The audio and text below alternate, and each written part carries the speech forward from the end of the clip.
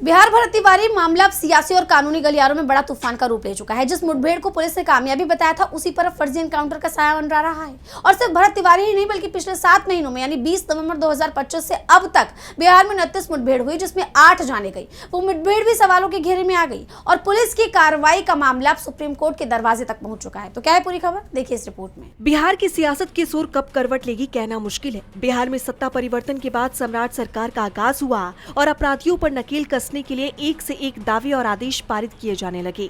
सरकार के आदेश के बाद मानो अपराधियों में पुलिस का डर ही खत्म हो गया हो। तभी तो बिहार में अपराध की गति रफ्तार पकड़ चुकी है, जैसे बिहार में सरकार नाम की कोई चीज ही नहीं रह गई। बिहार में एनकाउंटर पर सवाल तो उठते रहे हैं। 2002 में पटना छात्र एनकाउंटर में 3 निर्दोष छात्रों को डकैत बताकर मार गिराया गया था। जब इसकी जांच हुई तब पता चला कि पद और प्रशंसा की लालच में ये कार्रवाई की गई। अब तक बिहार में 29 मुठभेड़ हुए, जिसमें 8 की मौत हो गई।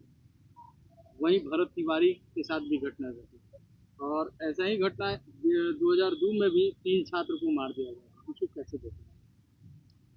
देखिए, सबसे पहले तो अभी बिहार का जो जनाधार है एनडीए की सरकार का, उससे इस पे बहुत ज़्यादा क्षति पहुंच रही है। और जो भी इनकाउंटर करना है और कोई अपराधी उस तरह का है कि उस पे बहुत चार्जशीटेड है, वो इनामी अपराधी है, उसका इनकाउंटर हो रहा है तो वो जनता के हित के लिए सही है। लेकिन अगर कोई पुलिस जो है या कोई प्रशासनिक पदाधिकारी जो है ईगो में लेकर के और किसी को अगर मरवा दे रहा है, हो सकता है कि इस जो मामला अभी चल रहा है वर्तमान में, भरत तिवारी का मामला, जिस दिन ये पुलिस को दिखाया राइफल उफल, इसके दूसरे दिन हमारे मुख्यमंत्री जी का बयान आया था ना कि उन्होंने बताया है वहाँ के एसपी की ये विक्षिप्त व्यक्ति है, उसको पकड़ के हॉस्पिटल में रख दिया गया है। हो सकता है कि इस पे पर्दा उन्होंने डालकर और सरकार को गलत न्यूज दे दिया है कि नहीं, क्योंकि कोई भी जो राजनेता है वो जनहित के लिए बनता है और जो भी प्रशासनिक पदाधिकारी है वो लोगों को रक्षक होते हैं, भक्षक नहीं होते हैं। भरत तिवारी जी तो कोई गलत काम कर नहीं रहे थे, भले उनका तरीका गलत था, वो भी तरीका गलत नहीं था उनका। हम लोग देखे हैं सोशल मीडिया का पेज, लगातार 2 साल से जोनिया गांव में जो बाढ़ आया हुआ था उन लोगों के लिए वो लड़ रहे थे। कल हम देखे हैं वहाँ पे कुछ भाई लोग तो जा रहे हैं, बहुत सारे लोग जा रहे हैं, महापंचायत हुआ है, कल चलाया जा रहा था जहाँ पे उन लोगों को बसाया गया है। कल से बालू गिर रहा है, मिट्टी गिर रहा है, वो पानी को पिएगा क्या कोई प्रशासनिक पदाधिकारी का परिवार? उन लोगों के लिए वो लड़ रहे थे ना। और बहुत सारा घटना हुआ है। 2000 ईस्वी में, सन 2000 में पुलिस ने 3 छात्रों को गोली मार दिया था असियाना में, तो उन्होंने सरकार को यहाँ पे बहुत सारा बदनामी झेलना पड़ा था। पूरा आग बबूला, पूरा पटना जल गया था उस टाइम। तो इस पे हमारा जो सरकार है, और इनकाउंटर आप कर रहे हैं तो मर कैसे जा रहा है लोग? ऑपरेशन लंगड़ा अभियान बोला गया है, तो लंगड़ा रहने दीजिएगा तब ना पूछिएगा। कोई भी अपराधी पकड़ाएगा, उसका अगला योजना क्या है, किस गैंग से वो जुड़ा हुआ है, उसके पीछे कौन है, कौन लोग से वो जुड़ा हुआ लोग है। और हर लोग को अपराधी समझ के ही आप इनकाउंटर कर दे रहे हैं। ये बहुत जो हमारा बिहार का एनडीए का जो जनाधार है, इसको क्षति पहुंचाएगा, ठीक है। और जो भी पत्रकार बंधु, आप लोग पत्रकार बंधु हैं, आप लोगों से भी आग्रह है कि जो भी हमारे युवा और जो भी छात्र हैं, जो भी सामाजिक कार्यकर्ता हैं, जब आवाज उठाते हैं उस टाइम उनके, आज भरत तिवारी जी के जहां हो गया हत्या तो कितने लोग जा रहे हैं, जब वो आवाज उठा रहे थे तो उनके साथ कदम से कदम मिला करके कोई कभी एसडीओ ऑफिस में जाता था क्या? कोई कभी बीडीओ के ऑफिस में जाता था क्या? थाना प्रभारी के पास कोई जाता था? उस टाइम तो वो अकेला थे। आज वो मर गए तो उनके पीछे लोग इतना तांडव कर रहे हैं, अच्छी बात है, लेकिन उनका तरीका गलत था। और हो सकता है कि उनको मजबूर होना पड़ा होगा, क्योंकि हम भी छात्र नेता हैं, हम लोग भी आवाज उठाते हैं छात्रों के लिए।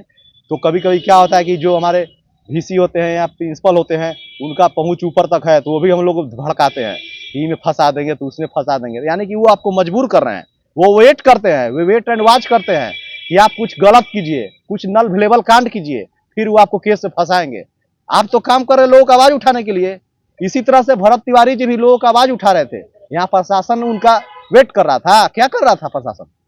ये कुछ गलत का कदम उठाए, हम इसको मार दें क्या? ये बिहार का कोई माइनॉरिटी, जो भी हमारे कास्टिज्म के तौर पे लोग बिहार को देख रहे हैं, आज देखिए ना महापंचायत हुआ है, वहां पे हर कास्ट के लोगों के लिए उठाया गया। वो तो फॉरवर्ड कास्ट से थे, बैकवर्ड SC ST के समाज के लोगों के लिए आवाज उठा रहे थे। बिहार को कास्टीजा में बांटने का कोशिश इसमें भी नहीं किया जाए, मेरा यह भी आग्रह है। और दूसरी बात यह है कि जो भी कार्रवाई तो किया जा रहा है, जो बिहार सरकार के द्वारा इस पे गठन हो चुका है टीम का, आज देखे हैं वीडियो को, वहाँ पे लोग गए भी थे जिनको एसआईटी की टीम में गठन किया गया है। तो इस पे जांच बहुत निष्पक्षता से होगा और न्याय मिलेगा परिवार को, क्योंकि जो 2000 में 3 छात्र को मारा गया था गोली, उसके थाना प्रभारी जो हमारे शास्त्री नगर थे, उनको उम्र कैद की सजा भी मिला था। आप देख लीजिएगा न्यूज में खोल करके। और जो 7 पुलिस पदाधिकारी उनके साथ गए थे, उनको उम्र कैद की सजा मिला हुआ है। तो हो सकता है इसमें भी जितने लोग मिले होंगे प्रशासनिक पदाधिकारी लोग, उनको भी सजा मिलेगा इसी तरह से। बिहार है, यहाँ पे लोगों का मनमानी नहीं चलेगा, यहाँ पे जनता जिसको चाहेगी उसी का मनमानी चलेगा। सरकार यहाँ पे जनता चुन के वोट दे के बनाती है, किसी की मनमानी से नहीं चलती है सरकार। बिहार में आरा ही नहीं, किसी भी शहर में अगर पुलिस अपराधियों पर एनकाउंटर करती है तो वो फर्जी पाया जाता है। तो ऐसे मामले में सुप्रीम कोर्ट को संविधान में यह आदेश पारित है कि अदालत चाहे तो पूरे मामले की निगरानी खुद कर सकता है, सीबीआई जांच का आदेश दे सकता है या फिर एसआईटी गठित कर उसकी जांच कर सकती है। मगर अब तक इस मामले में पुलिस की कार्यशैली पर ही सवाल उठते रहे थे। पर भरत की मां के बयान के बाद सरकार की नींद खुली और एफआईआर दर्ज होने के बाद संबंधित पुलिस को निलंबित कर दिया गया। में 8 मौतें हुई हैं। मैं डंके की चोट पर कह सकता हूं कि लगभग सारी की सारी मुठभेड़ें जो हैं वो फर्जी मुठभेड़ है।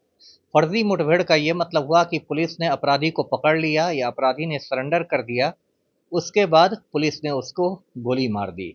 और अब तो अजीबोगरीब शब्द निकल गए हैं सम्राट चौधरी सरकार में, ऑपरेशन लंगड़ा। अब ये कौन है? तो कोई कहता है हाफ इनकाउंटर। तो ये बहुत दुर्भाग्य की बात है। देखिए होता क्या है कि बिहार में जो बड़े बड़े माफिया हैं, बहुत बड़े बड़े माफिया, उनके सामने तो सरकार नतमस्तक है। माफिया डॉन अनंत सिंह के सामने तो सरकार नतमस्तक है।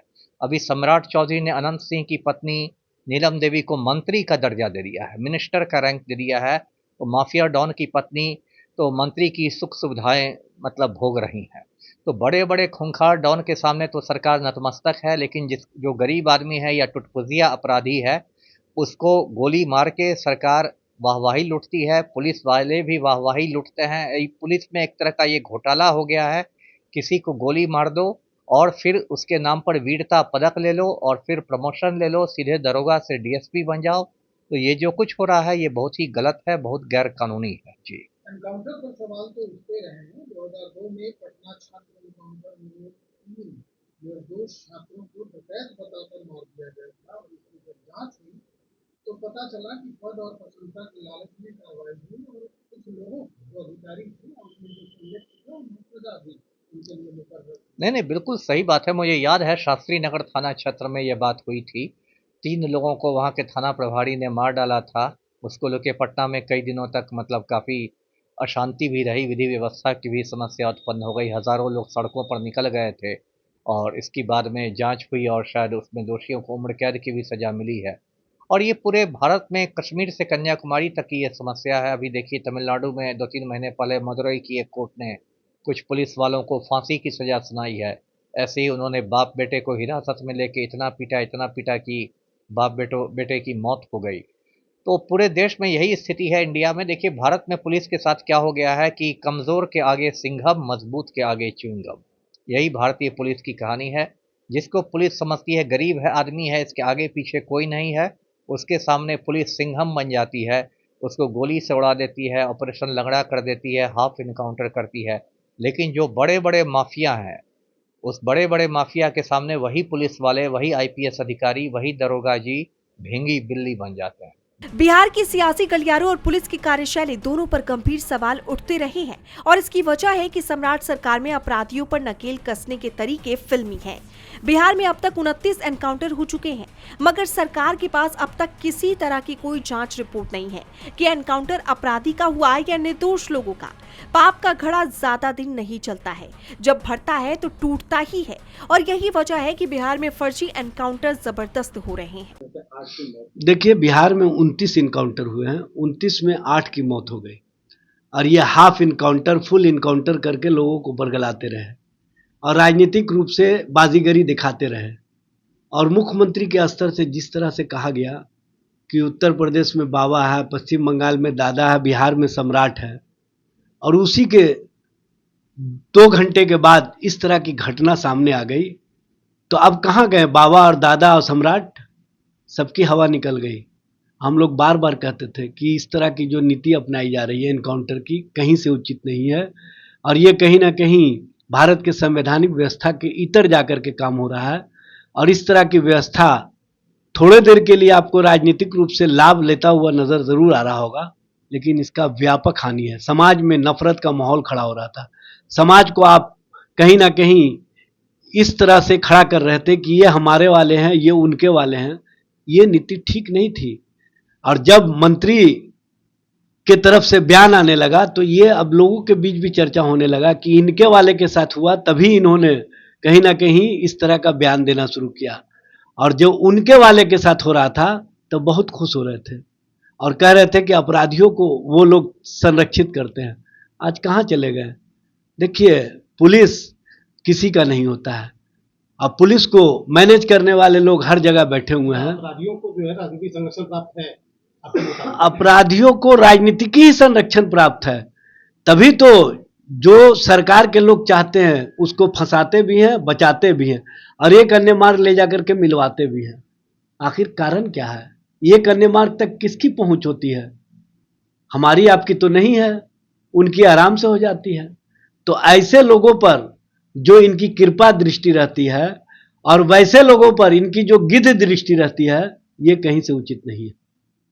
भरत तिवारी प्रकरण अब सिर्फ एक एनकाउंटर की कहानी नहीं रह गई। ये सवाल कानून के राज, पुलिस जवाबदेही और नागरिक अधिकारों का बन चुका है।